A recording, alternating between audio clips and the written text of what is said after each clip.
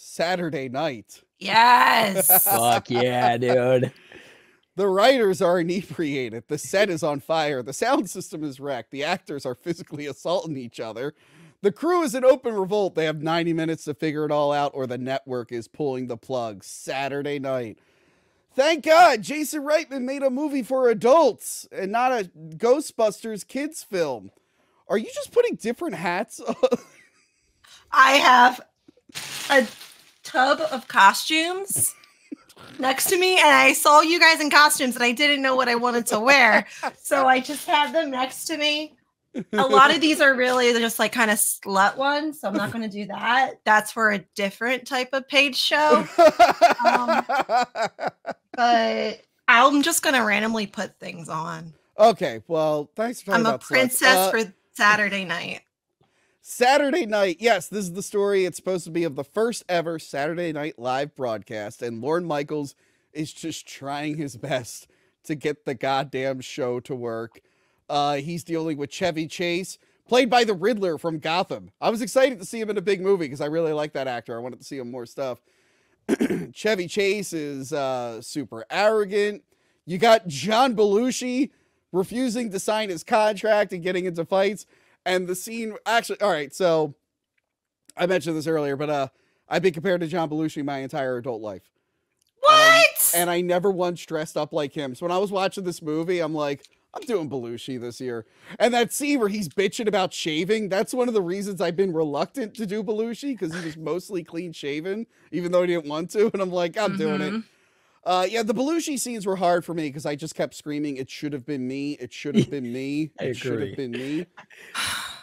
You know, they were supposed to do a biopic about him. Who's the guy from that stupid Speed Racer movie people like? Emil Hirsch was going to play him. Really? And I was mad I didn't get the part. Did they? What? Did they stop not film it? No, that never got made. Did they? Wait, they just did auditions for something John Belushi last year. It was probably this. Yeah, probably that. It was probably the movie. I wonder if that is what it was. That's probably what it was. The Emil Hirsch one never got made. And I got mad. I'm like, it should have goddamn been me. But then I remembered that I didn't audition, and I'm not in SAG, and I'm not an actor, so why would it be me? But there's a guy I know, and he literally is identical to John Belushi. Identical. He actually makes almost like a career out of it, and he was going for a point. Tell him the competition's coming. Yeah, you can't. No, I'm not going to do this often. This movie was incredible, and I know I get shit on for... I like Jason Reitman. One of the reasons I really hated Ghostbusters Afterlife is like, I know you can make a good movie. You've done it. This sucks. So this was great. This is more his wheelhouse. It was a tight 90 minutes, which I liked. It captured the stress of doing stuff live. And actually, Joey, you were there. When we did the live show at Crypt Video Rentals, Crystal, we had it all set up. Joe Lascola set it up perfectly. And then the internet at the venue just wouldn't recognize his computer. Aww. So everyone last minute is like looking up workarounds and everything. And it was chaotic.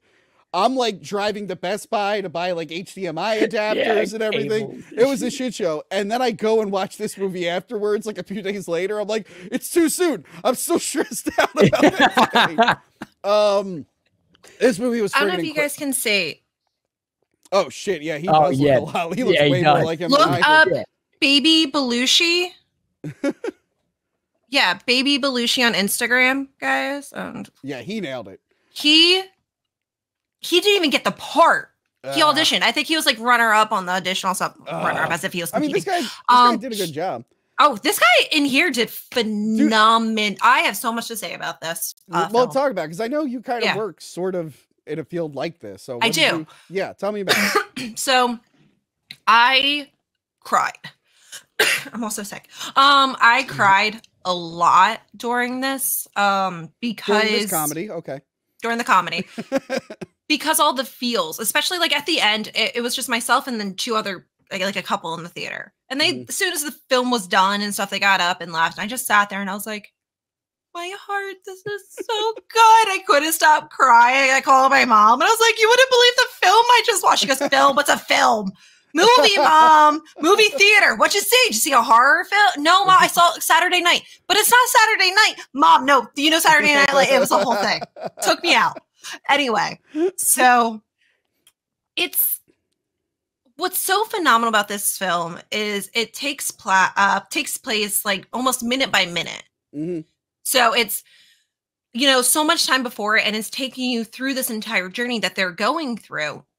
And from one, just being in live entertainment, obviously I've never been involved in something like as big that blew up as big as SNL, but besides, Hack the Movies, but I'm totally going to call every other word. Well, are you okay? Do you want to get a drink?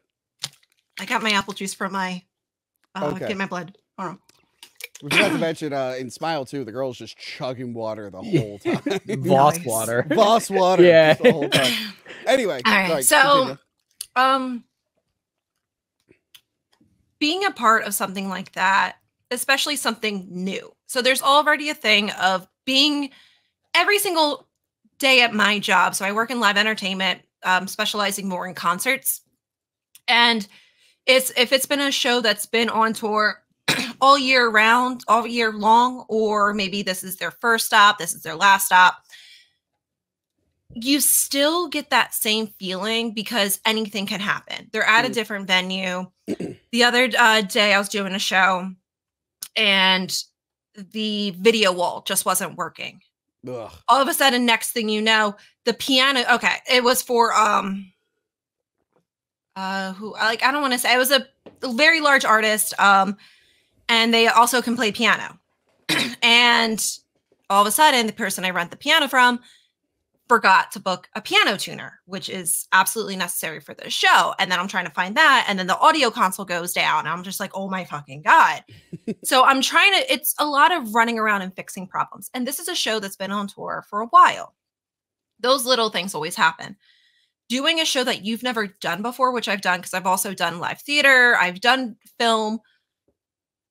That anxiety is real because no matter what, it's going to happen. You can't stop it. And whatever, you just got to go with the flow. Yes, I've had times where all of a sudden all the lights went off. And there was like all of a sudden the generator didn't work. You're like, what the fuck do I do? There are moments like that in the movie where like the light fixture falls. It fell, and I was like, I feel that. I feel that. All of a sudden, like your entire costumes are done, or all of a sudden something gets cut. All of a sudden, oh my God, I can go on. I can make a fucking podcast of my own about the disasters and the wonderful moments of live entertainment where the artist on stage does something fucking ridiculous and invites 500 people up on stage. You're like, where the fuck are they coming from? What is happening? And this is a venue of 7,000 people. You're like, holy shit.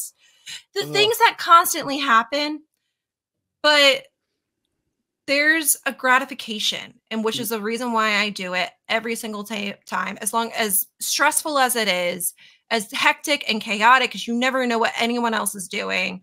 Things are falling apart. There's this satisfaction in how, I honestly don't know how to describe it. There's a reason why people do it.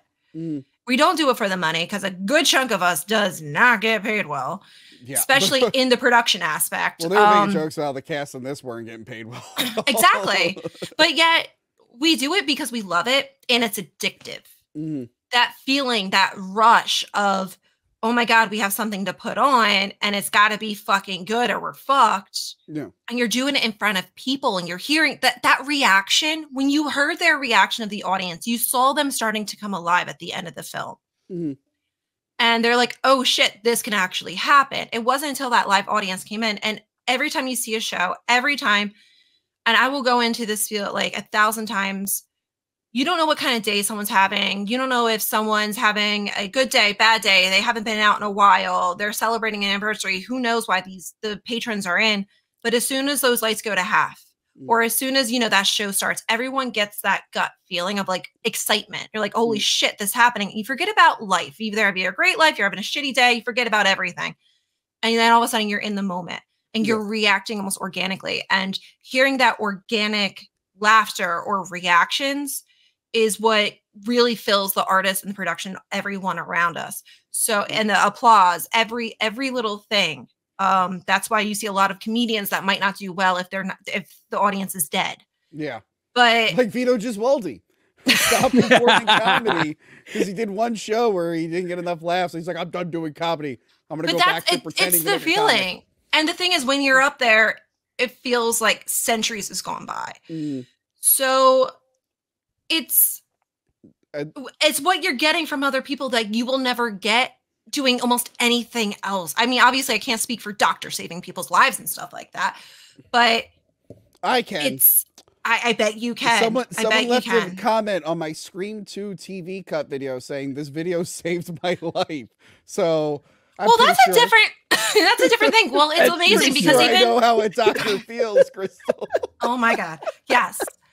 Well, during COVID, we got a lot of messages of people saying, hey, thank you for being on during COVID. You really helped me out. You know, I was kind of going stir crazy and stuff like that. Letters like that or comments like that is so heartfelt. And you're like, shit, yes, I made a difference in the world. And it's so hard to do that.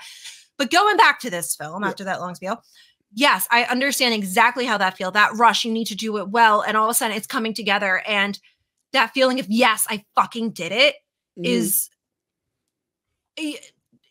You can only, I honestly don't know how to explain it. I know what you're saying. So I've done unless you do it, like it's.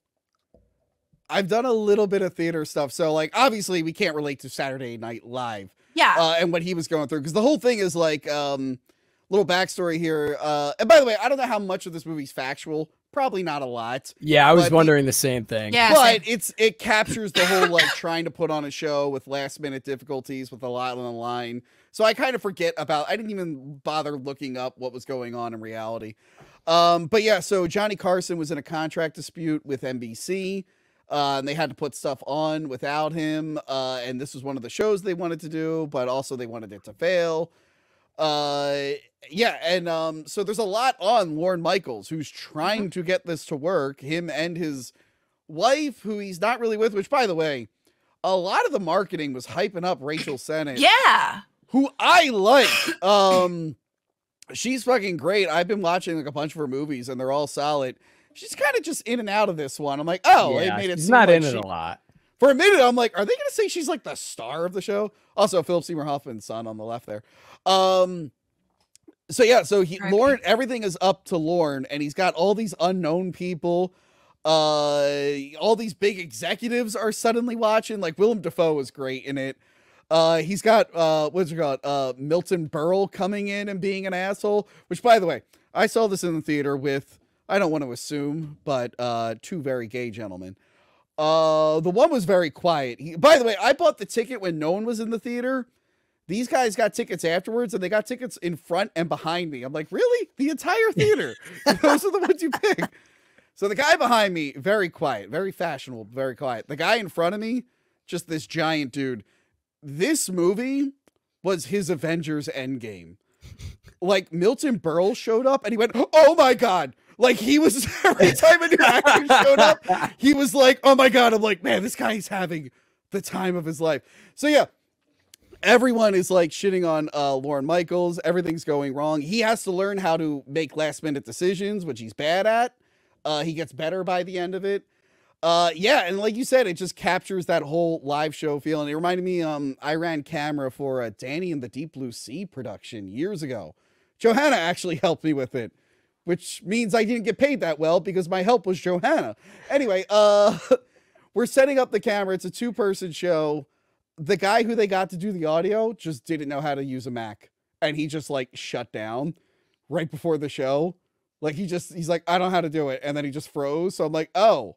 So even though I'm there for camera, I'm like, I guess I'll also do audio now at no extra cost.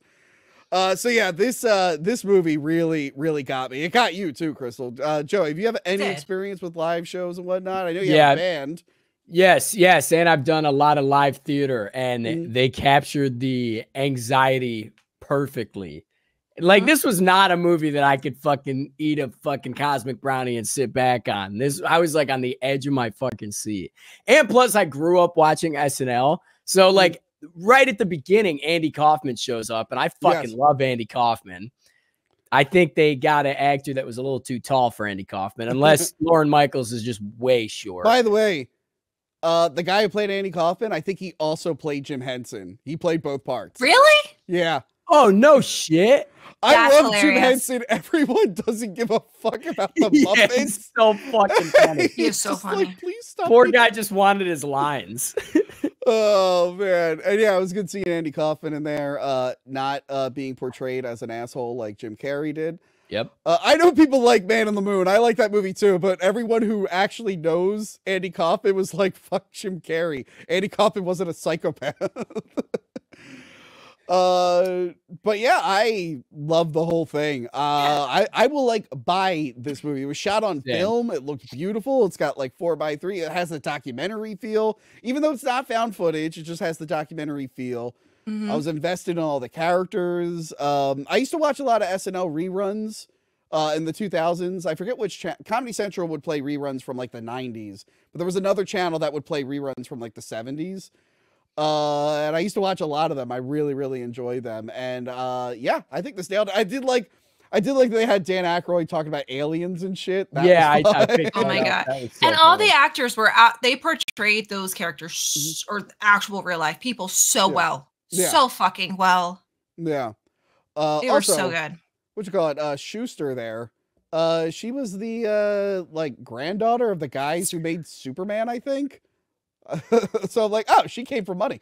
I think Lorne Michaels was like friends with her because he admired like her parents or grandparents because they made like the old Superman comics. They like Simon Schuster, right? That Joel sounds Schuster. right. I Yeah. think Joel Schuster. But yeah, this is probably the best movie I've seen all year. Or Yep, at least my favorite. Oh, absolutely. I definitely agree. I know earlier this year I 1000%. said Bike Riders, which I really liked. A lot of people had That an was issue with pretty it. I good. really liked it. But no, this one, I'm like, I would own this and I would watch this multiple times. It's just phenomenal. And also, it needs to hit YouTube soon. I gotta watch J.K. Simmons doing the Milton Berle dance again. I was obsessed with that Yeah, scene. that was amazing. Not as happy as the gentleman in front of me who like squealed. You don't understand. This guy was so happy. Like he was clapping and stuff just by himself. I'm like, I see movies by myself all the time. I'm never this happy. Although in Smile 2, when the old lady got knocked off the stage, I did laugh really loud. Thank God I was the only one in the theater, minus the fly. Next up,